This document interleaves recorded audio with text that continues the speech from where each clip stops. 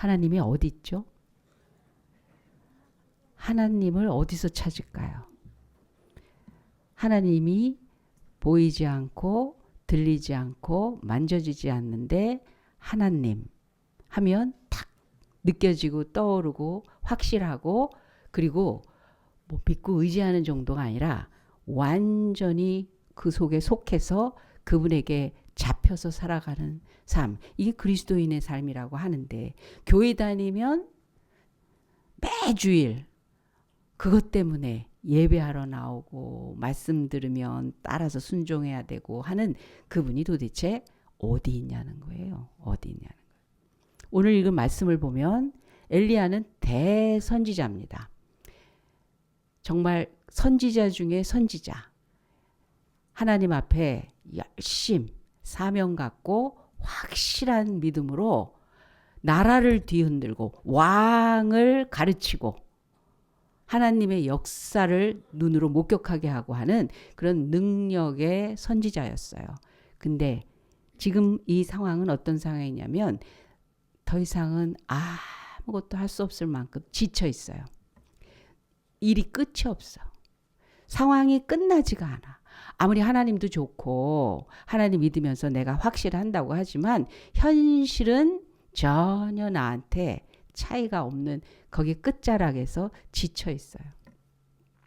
지금이야말로 확실하게 하나님이 그동안에 있었던 능력보다 더 큰 능력을 보여주셔야 되고 더 큰 하나님인 걸 증거하셔야 되고, 그래서 그 악한 자들 입 다 꼬매고 꼼짝 못하게 하고 불의한 것 다 멸절시켜버리고 진정한 참된 것, 선한 것, 그리고 옳은 길을 가는 그 사람들을 딱 세우셔서 이제 평정을 하셔도 모자를 판에 끝이 안 나는데 지친 거예요. 엘리야도. 그럴 때 초자연적인 초현실적인 기적의 능력을 팍팍 보내주시는 우리 하나님이셔야 되는데 또 그런 일도 종종 벌이시기도 하거든요. 엘리야가 그 힘을 받아서 그동안에 그렇게 종횡무진 달릴 수 있었는데 더 없나? 이제는 안 되겠나? 하고 이제 못하겠어요 하고 늘어앉아 있을 때예요. 우리는 이 감각이 우리에게 더 힘을 받쳐주는 그런 도구가 될 때가 참 많이 있습니다. 우리 보면요, 이렇게 구름이 하늘에 이렇게 깔려 있는데 그 구름 사이사이로 빗살처럼 햇볕이 그쪽으로 이렇게 빠져나오는 그런 그림 사진, 그런 거 보신 적 있죠? 손가락 사이로 뭐가 이렇게 나오듯이 그냥 쫙, 얼마나 멋있어요. 그러면 경건해져요. 뭔가 무릎이 꿇어져. 그리고 뭔가 있어 보여. 이건 계시 같다. 이거 뭔가 신의 영역에서 무슨 일이 벌어지는 것 같은 그런 신비로움. 웅장하잖아요. 그리고 너무 멋있잖아요. 그리고 이 사람이 흉내낼 수 없는 어떤 기이한 현상이잖아요. 그러니까 저절로 느껴져요. 저절로 뭐가 있어 보이고 그러는 거예요. 하나님이 엘리야에게 어마어마한 강한 바람 소리, 그 바람이 보통 뭐 돌을 굴리기는 해도 바람이 이 바위를 가르거나 그런 경우는 흔치 않거든요. 그런데 그 바람이 얼마나 센지 이 바위를 갈라버리셨다고 그랬어요. 그러면 눈이 번쩍, 이제 뭐가 있을래나 보다. 드디어 하나님이 일하시는구나. 맞아, 이제 드디어 모든 일이 제대로 끝날 때가 왔구나. 근데 아니더라는 거예요. 거기에 하나님이 없더라는 거예요. 지진이 일어났어요. 땅이 흔들립니다. 여러분, 제가 어제 뉴스를 통해서 봤는데 아프리카가 이제 2개의 대륙으로 나눠질 정도로 지금 쪼개져 가고 있대요. 이제 지도 바뀔 수도 있다는 거예요. 언제 바뀔까요? 500만 년 후에. 지금 어쨌든 쪼개져 가고 있더라고요. 그 흔적들이 있더라고요. 지진이 일어나고 그래갖고 지층에 뭐 움직임이 있고 뭐 화산이 폭발되고 뭐 이러면서 점점 지금 갈라져 가고 있다고 그러더라고요. 지진이 일어났어요. 꼼짝 못하죠. 너무 무섭잖아요. 그냥 땅이 푹 꺼지면서 뭐 거기 있었던 거냐 한순간에 사라지는 그런 어마어마한 파워. 맞아. 하나님은 이런 능력이 있어. 그런데 거기 하나님이 없더라는 거예요. 하나님의 소리가 없더라는 거예요. 불이 붙어서 진짜 그 불 속에서 꼼짝 못할 산불 일어났더라고요. 어제 보니까. 지진 후에 불이 있는데 그 엄청난 불의 화력 속에서도 하나님은 계시지 않았다는 거예요. 아무 일도 안 일어나. 그걸로는 어떤 변화도 없는데 하나님을 찾고 찾는 이 엘리야에게 하나님이 세미한 음성, 들릴까 말까, 거의 들리지 않는 그 속에 하나님이 계셨다는 거예요. 이 세미한 음성이란, 세미한 소리라는 원어의 뜻은 뭐냐면 바늘이 떨어질 때 나는 소리래요. 그러니까 쭉 집중되어 있는, 우리의 감각으로는 안 돼. 들려야 들을 수 있는 소리예요. 거기에 하나님이 계셨다는 거예요. 여러분, 우리는 귀가 있고 고막을 흔들면서 또 거기다가 뭐 확성기도 틀어놓고 하면요, 작은 소리도 들을 수 있는 소리들이 있어요.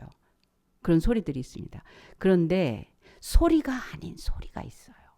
그게 소리로 들려지지 않는 소리가 있어요. 원래 어떤 식물학자가 이 자연에서 나는 소리를 연구를 한 거예요. 근데 실제로 그 풀이 있죠. 풀이 아침이면 이게 움직이면서 자라거든요. 거기다 그 특수한 마이크였던 것 같아요. 그거를 들이대고 들어보라고 하는 거예요. 근데 풀이 자라는 소리가 있어요. 사삭사삭 하는 소리가 나는 거 있죠. 진짜. 우리나라 말에 이런 말이 있어요.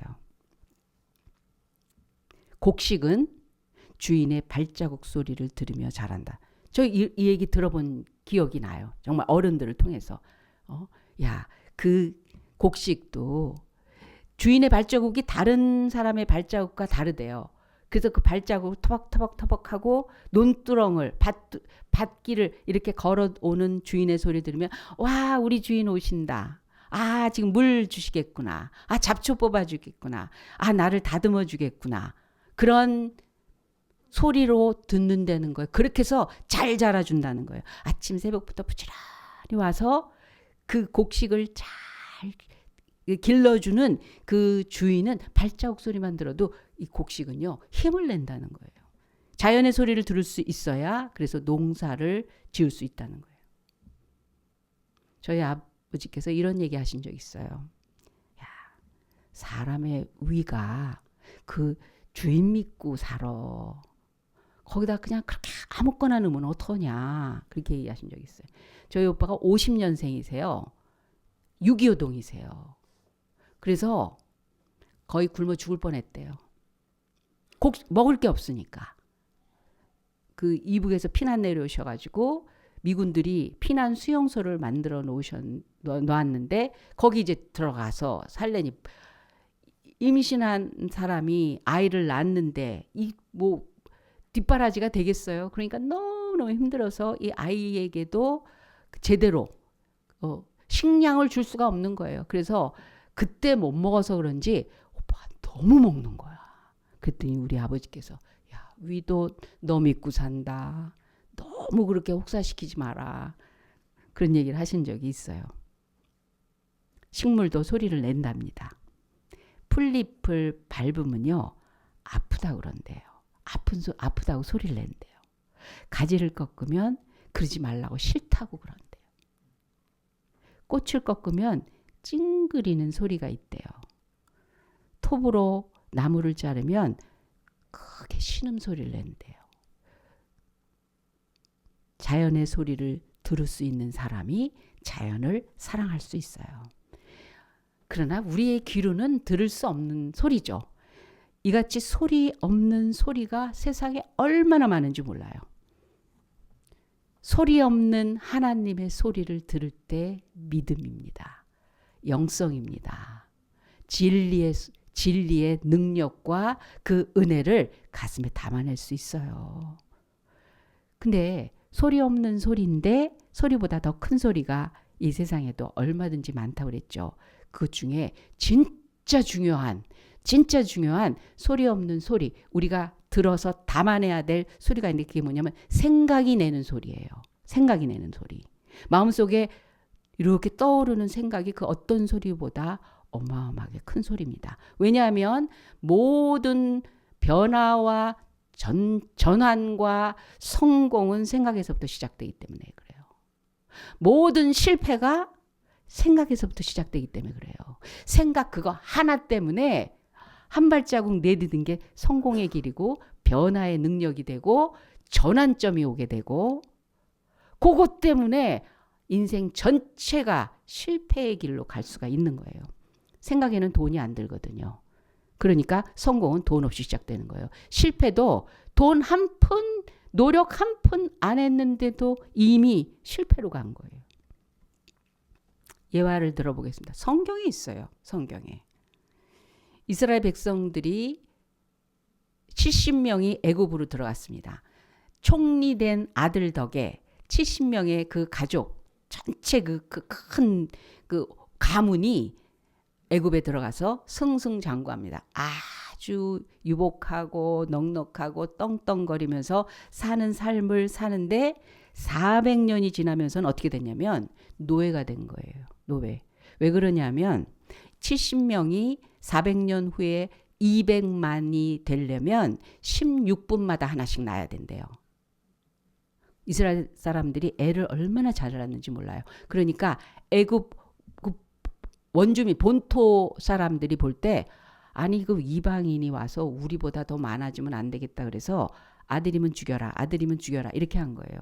노예로 그러니까 몸을 이용하는 그런 그 노동자로 취급하면서 그러면서 남자는 낳지 말아라는 거예요. 그 시대에 모세가 태어났잖아요. 남자면 죽여라. 최악의 조건에서 태어났습니다. 남자면 안 되는데 남자죠. 그리고 노예죠. 부모님이 노예죠. 그러니까 최악의 시대에서 그 조건 속에서 태어났어요. 그 다음의 내용을 보면 우리도 최악 조건, 현실적인 모든 불리한 일들이 내 인생의 전부는 아니라는 거예요. 전부가 아니라 그건 조건이 될 수가 없다는 거예요. 내 인생이 앞으로 어떻게 풀려나가는 거에 대한 절대적인 조건이 아니라는 거예요. 모세를 보니까 성경의 인물들을 보니까 하나님이 역사하는 그 자리를 보니까 내가 생각하는 이 현실의 조건이 내 전체를 주장할 수 있는 건 아니라는 걸 우리는 알 수 있습니다. 다음에 어떻게 됐어요? 궁에서 왕의 아들로 살기 시작하는 거예요.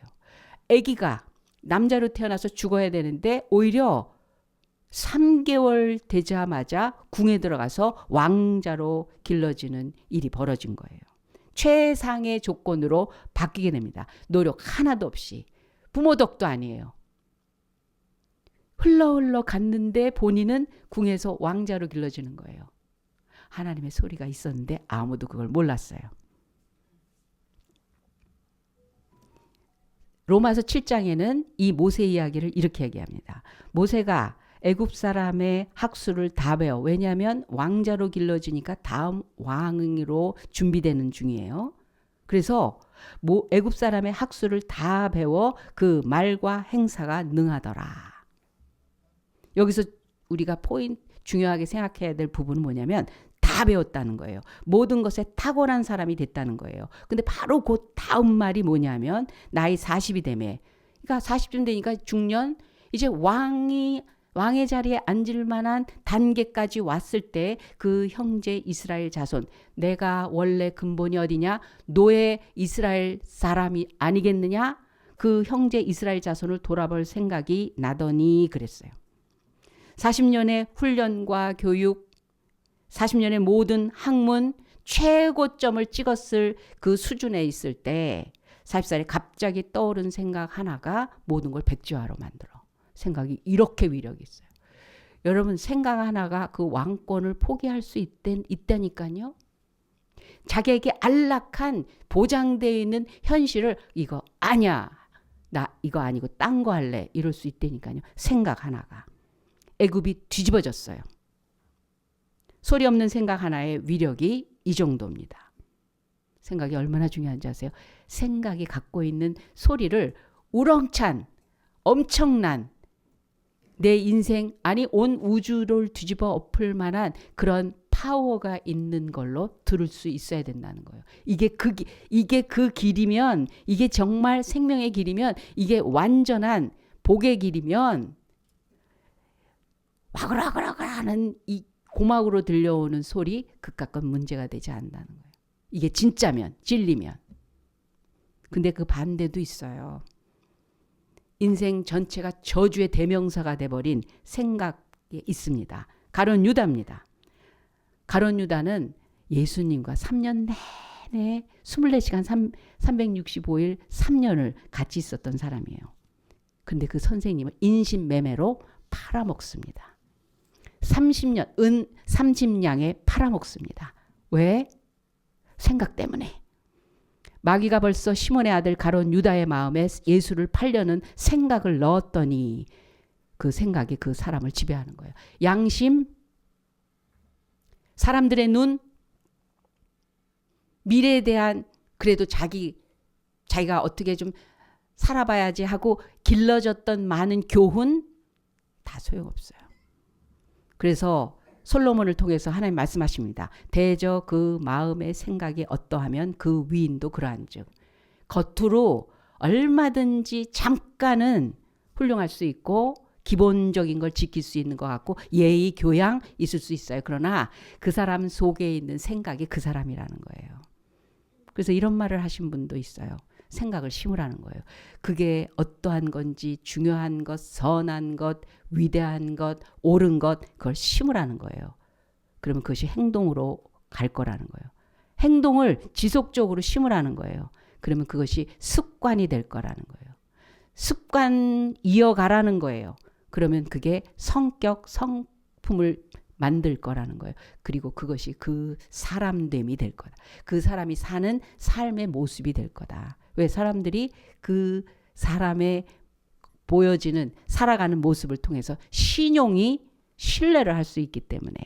그래서 생각을 기른다는 게 그렇게 중요한 거예요. 우리 아이들에게 생각을 기르는 거예요. 안에 들어와야 되는 거예요. 생각을 어떤 생각으로 내가 이 뇌를 사용하느냐, 결정을 하느냐, 선택을 하느냐, 그 생각을 길러주는 게 가정교육이고 신앙교육이에요. 사람은 자기가 생각하는 것 이상으로 오르지 못하기 때문입니다. 생각은 소리 없는 소리입니다. 우리가 듣는 이 소리보다 훨씬 큰 소리입니다. 근데 이 생각이 행동으로 이어간다고 그랬죠. 근데 생각과 행동 중간에 있는 게 있어요. 이것이 있어야 행동으로 이어져요. 그게 뭐냐면 소원이에요. 소원. 요즘 정말 안타까운 게 생각도 있고 그리고 뭘 할 줄도 알아요. 기능은 있어요. 그런데 왜 소원이 없죠? 왜 소원이 없죠? 어떻게 살고 싶다, 무엇을 이루고 싶다, 내 미래의 꿈이 이거다, 난 이런 소원이 있습니다. 나 그럴래요. 원해요. 이게 없어요. 누누이 얘기하지만 미래에 뭐가 되고 싶어? 대답 안 해요. 모를 수는 있어요. 아직 모를 수 있어요. 근데 몰라도 왜 허황된 거라도 가지고 있는 거 있잖아요. 가지고 있는 거 있잖아요. 응? 저 어렸을 때는 무조건 대통령이었어요. 대통령. 그럼 아이고 크게 될 놈 뭐 이렇게 기뻐하셨죠 다들. 그래서 제가 가끔 옛날 시대 생각 가지고 우리가 대통령이 있는 곳에 대통령 앞에 갈 때는 우리가 어떤 자세입니까? 그러면 선생님이 와서 목사님 요즘 애들 대통령 시세 없어요. 별로 좋아하지도 않아요. 그러니까 그걸로 예화 들지 마세요. 툭 하면 감옥 가고 툭 하면 뭐 이러니까. 애들이 대통령을 그렇게 시시하게 여기는지 몰랐어요 저는. 근데 어쨌든 뭔가 미래에 위대한 것, 큰 것, 바라볼 만한 어떤 것들이 좀 있었는데 요즘은 미래에 뭐가 되고 싶어? 어떻게 살고 싶어? 그러면 쭈물쭈물쭈물 하다가 건물주 이렇게 아주 그거에 마음이 그냥 확 상합니다. 집에서 얼마나 돈 얘기를 하면 얼마나 그냥 편안하게 사는 게 그냥 유일한 스토리가 되면 하도 들으니까 그거 되게 좋은 거구나. 그것만이 정말 그렇지. 돈이 거저 들어온다고 생각을 하니까. 아니야. 그건 소원이 아니에요. 생각이 소원으로 바뀌면 이제 위력을 발휘하기 시작합니다. 근데 나도 이루고 싶어요. 그게 진짜 소원인지 아니면 흉내낸 건지 이게 차이가 있어요. 어떤 부모님이 놀이동산에 아이를 데리고 갔어요. 그러니까 뭐 대단하잖아요. 볼 것들도 많고 또 맛있는 것도 있고 재미있는 것도 있고 선물도 풍성하고. 그런데 그 풍선을 파는 분이 계셨대요. 그러니까 애들이 옹기종기 모여가지고 서로 막 풍선을 막 사잖아요. 아빠 나도 사줘, 아빠 나도 사줘. 근데 거기 다 비싸잖아요. 다른 거는 몰라. 근데 풍선 그냥 이 바람 넣은 그 고무잖아요. 그걸 이렇게 10,000원씩 주고 살려니까 너무 아까운데 아이는 나 꼭 살래, 꼭 사줘. 그래서 졸르니까 그래 오늘은 모처럼 일부러 나왔으니까 그래서 사준 거예요. 여기다 이렇게 묶어준 거예요. 그래서 이제 다음 기구를 타러 이제 막 가는 중인데 갑자기 앞에서 풍선이 이렇게 하늘로 올라가더라는 거예요. 벌써 버린 거야. 아니 이게 얼마짜린데 너 왜 벌써 그랬더니 얘가 왜 그렇게 간절히 바랬는데 이게 쉽게 애는 이게 더 이상 자기한테는 재미도 없고 필요도 없고 없어져도 상관없고 그 조금 전에 그 강렬한 소원은 왜 그러나. 얘네들아 잘 들어봐. 내가 가진 소원이 뭔가 한번 알고 봤더니 남들이 다 가진 거 갖고 싶은 거가 소원은 아니에요. 다른 애들이 다 아빠가 사준 풍선 가지고 메고 막 이렇게 다니니까 나도 있어야 될 것 같아. 나도 바로 그 핸드폰이 있어야 될 것 같고 나도 그 게스바지가 있어야 될 것 같고 나도 이거 그럼 대화가 안 돼. 그렇지 않으면 창피해. 왜 나만 그래서 가져야 되는 그래서 알아야 되는 거기까지 가봐야 되는 그 정도는 살아봐야 되는 이런 거가 소원이 아니에요. 흉내는. 얼마 못 가요. 그 비싼 거 그렇게 꼭 있어야 될 거 그렇게 중요하다고 여겼던 거 딱 가졌는데 게임밖에 안 하잖아. 카톡밖에 안 하잖아. 애들하고 나눌 수 있는 게 그 기계를 만드는데 하버드 출신들이 만들거든요. 그렇게 오랜 동안 충분히 실력을 갖춘 사람들이 만들거든요. 그래서 가지고 싶게 만들거든요. 쓸 수 있는 게 너무 다양하게 만들거든요. 혹하게 만들거든요. 그래서 이런 얘기를 들었는데 진짜인지 아닌지 모르겠어요. 그걸 만들잖아요. 샘플을 만들면 한국에다 먼저 푼대요. 한국 사람이 좋아하면 전 세계가 좋아할 거래요. 그거는 소원이 아니에요. 소원은 내 인생을 걸고 내가 그 속에서 땀과 눈물과 수고와 열정과 거기서 숨을 쉬겠다고 하는 그 대상이 되는 게 소원이에요. 꼭 그렇게 해야 돼요. 누가 알아주지 않아도 그게 내 안에서 계속 이어가져요. 그 생각이 소원으로 바뀌면 위대한 위력이 생깁니다. 소원은 능력이에요. 소원은 소리 없는 소리예요. 아주 큰 소리예요. 여러분들에게 그래서 소원을 깨닫게 하려고 막 이것도 해봐라 저것도 해봐라. 내가 과연 어떤 소원을 가졌나. 근데 드디어 하나씩 발견해내는 애들을 볼 때마다 너무 기쁘고 신나요. 저 그러면 이걸로 전공할래요. 제가 이런 거를 이렇게 좋아하는 줄. 내가 이걸로 내 미래를 만들어가고 싶어요. 그게 그냥 누가 가르쳐주기 전에 누가 막 끌고 가기 전에 자기가 발견해내는 거. 자기를 알아버리는 거. 그래서 뭐든지 해보라는 거예요. 그래서 이것저것 다 해보라는 거예요.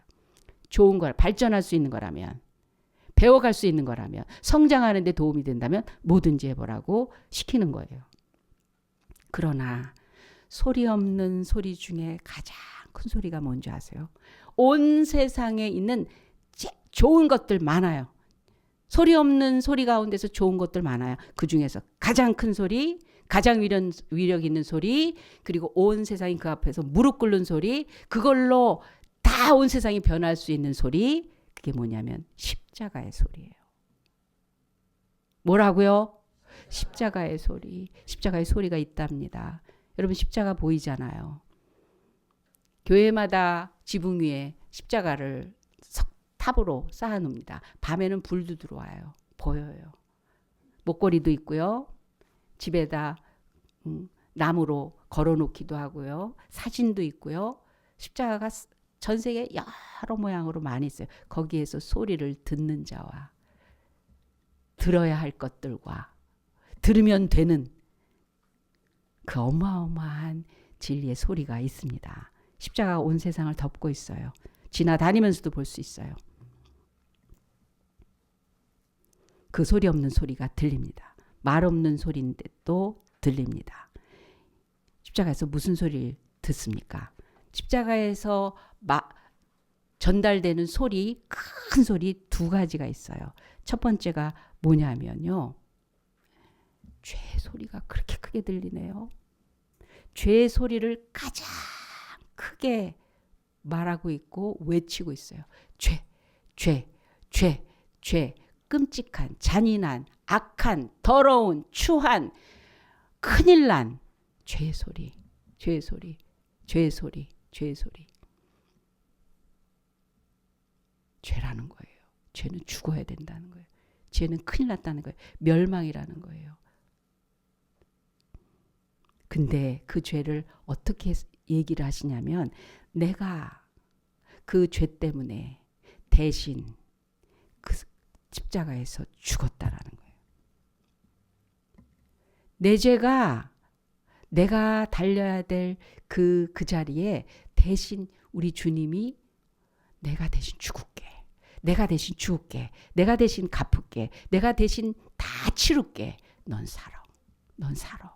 넌 살아. 인자가 온 것은 섬김을 받으려 함이 아니라 도리어 섬기려 하고 자기 목숨을 많은 사람의 대속물로 주려 함이라. 여러분 이거 가지고 가서 사러가 아니에요. 나 써먹어.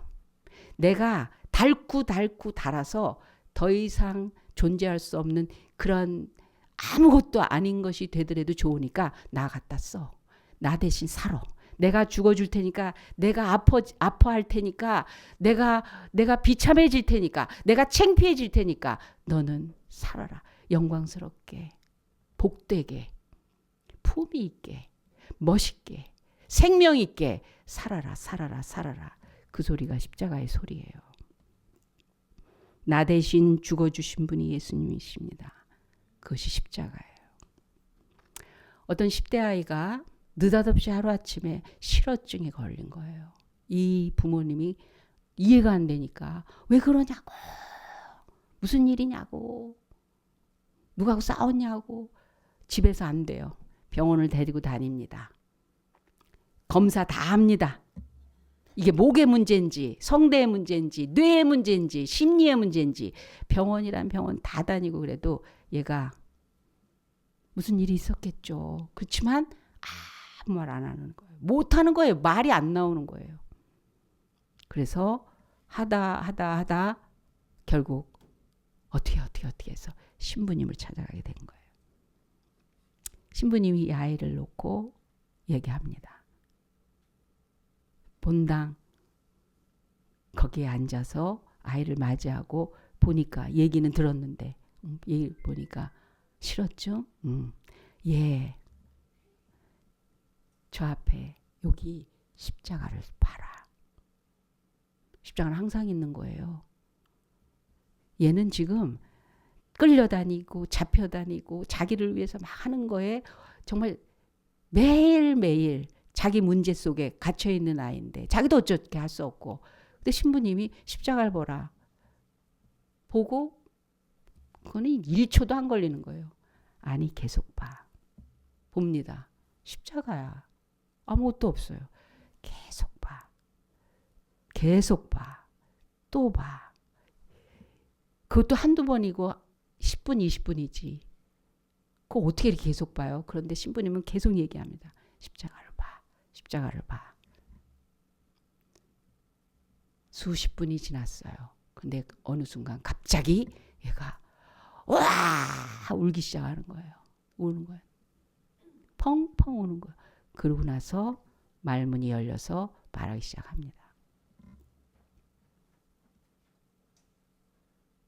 이 아이가 느닷없이 갑작스럽게 가까운 친척한테 아주 몹쓸 짓을 당한 거예요. 그 공포와 두려움과 감당 못할 그런 엄습되어 있는 상황 속에 얘는 그냥 말을 잃어버리고 다쳐버린 거예요. 현실과. 자기도 어쩔 수 없는 거예요. 근데 십자가가 무슨 일이죠? 십자가를 본다는 게 뭐죠? 얘가 그냥 봤어요. 그건 보이는 거예요. 언제든지 봤던 거예요. 다 아는 거예요. 근데 보라. 근데 보는데 그 겉에 있던 그 형태 이 속으로 들어가기 시작하는 거예요. 십자가가 소리를 내기 시작하는 거예요. 그 보니까 예수님이 수치를 당하고 계시더라고요. 고통을 당하고 계시더라고요. 너무너무 아픔 속에 계시더라고요. 죄 없는 분이 이유 없이 당하고 계시더라고요. 갑자기 자기와 같은 자리에 있는 자기의 아픔을 아시는 자기의 수치를 느끼시는 자기보다 더 고통스러운 왜? 나를 건지시기 위해서 그게 보인 거예요. 그러니까 자기 문제 속에서 빠져나와서 얘기를 할 수가 있었던 거예요. 십자가는 모양이 아닙니다. 십자가는 그렇다더라가 아닙니다. 그렇구나가 아닙니다. 그렇게 가르침을 받았다는 게 아닙니다. 그런 사실이 있다고 인정하는 것이 아닙니다. 거기서 그 소리가 내 심령 속으로, 내 현실 더 깊이 속으로, 내 내면 속으로, 내 인생 죽음 속으로 파고드시는 거예요. 살아라, 살아라, 살아라. 십자가의 소리가 그렇습니다. 두 가지 소리라고 했죠. 두 번째 소리는 왜 그렇게 하십니까? 나는 너를 사랑하기 때문에. 십자가는 사랑입니다. 십자가는 우리에게 소리 없이 말하고 있어요. 내가 너를 사랑한다. 하나님이 세상을 이처럼 사랑하사 독생자를 주셨으니 이는 저를 믿는 자마다 멸망치 않고 영생을 얻게 하려 하십니다. 그렇습니다. 이 세상에는 소리 나는 소리보다 소리 없는 소리가 더 강력한 소리입니다. 그 생각이 소원이 그러나 그 십자가만큼 큰 소리가 이 세상에 없습니다. 엘리야 워낙에 위력 있는 선지자였어요. 능력의 하나님을 항상 담고 있었어요. 그것이 나타나셨던 하나님이십니다. 그럼에도 불구하고 절망 속에 피곤함 속에 지침 속에 있을 때 그 능력은 엘리야를 살리는 게 아니었어요. 그건 거죽에 있는 거였어요. 남을 위해서는 그게 필요했었어요. 그러나 자신의 그 깊은 절망과 피곤한 현실 속에서 주저앉은 엘리야에게 필요한 건 세미한 하나님의 찾아주시는 음성이었어요. 진정한 하나님이 하나님으로 엘리야의 깊은 침묵 속에 같이 들어오셔야 되는 그런 소리였었어요. 엘리야가 하나님 앞에 섰습니다. 요란한 소리 속에 하나님이 계시지 않았습니다. 세미한 음성 속에 들릴까 말까 하는 다른 사람한테는 들리지 않는 그 소리가 엘리야의 폐부 속으로 들어갑니다. 소리 없는 소리를 듣는 사람이 영적인 사람이에요.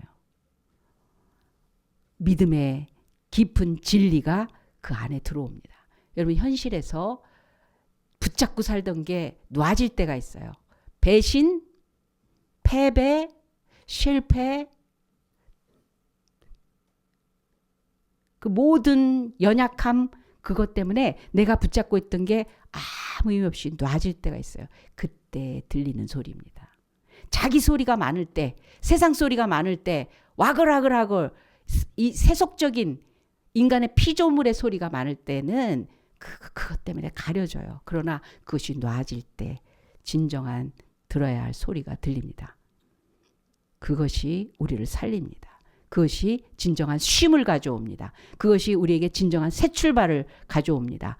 그것이 우리를 씻게 만듭니다. 깨끗하게 만듭니다. 그 소리가 우리 다음 미래를 향하여 전진하게 만듭니다. 이 소리를 듣는 사람에게 하나님의 축복이 따르게 될 것입니다. 기도하겠습니다. 하나님 아버지, 말씀하여 주시옵소서. 들려 주시옵소서. 열어 보여 주시옵소서. 담아 주시옵소서. 그 하나님의 진리와 생명과 사랑과 그리고 우리를 위한 아낌없는 희생의 소리를 통해야 우리가 살아날 수 있습니다. 우리가 사람답게 살 수 있습니다. 진리를 붙잡고 살 수 있습니다. 주님, 그 소리로 다시 살게 하여 주시옵소서. 감사하며 예수님의 이름으로 기도합니다. 아멘.